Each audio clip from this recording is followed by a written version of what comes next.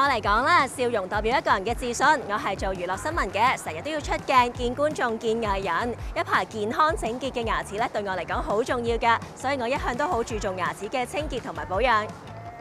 我做記者，習慣每樣嘢都查清楚先決定。呢次都一樣，我花咗啲時間比較唔同診所，最後揀咗一間喺內地有30年信譽、設備先進嘅大型牙科品牌愛康健。喂，就遲到啦，等我跳過去先。第一次嚟呢度已經覺得呢度嘅環境乾淨又舒服。唔講住啦，姑娘叫我啊。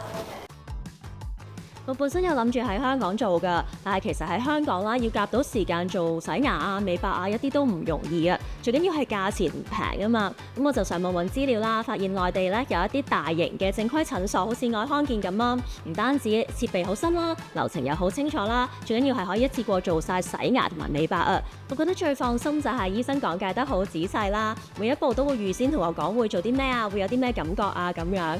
我最驚就係唔知發生咩事啊嘛。但係呢度嘅流程好清楚嘅，真係可以好舒適咁樣坐住放鬆咁去做，一啲壓力都冇嘅。你知而家啲鏡頭好高清㗎啦，啲細節會被放到好大㗎，咁啲牙白唔白啊、乾唔乾淨啊，觀眾一眼就睇到㗎啦，所以我都好注重牙嘅清潔嘅。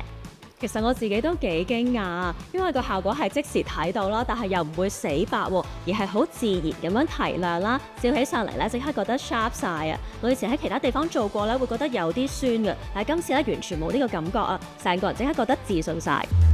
呢度由洗牙到美白，每個過程都好專業，我好放心。識揀梗係揀專業，想安心咁笑就嚟愛康健啦。拜拜。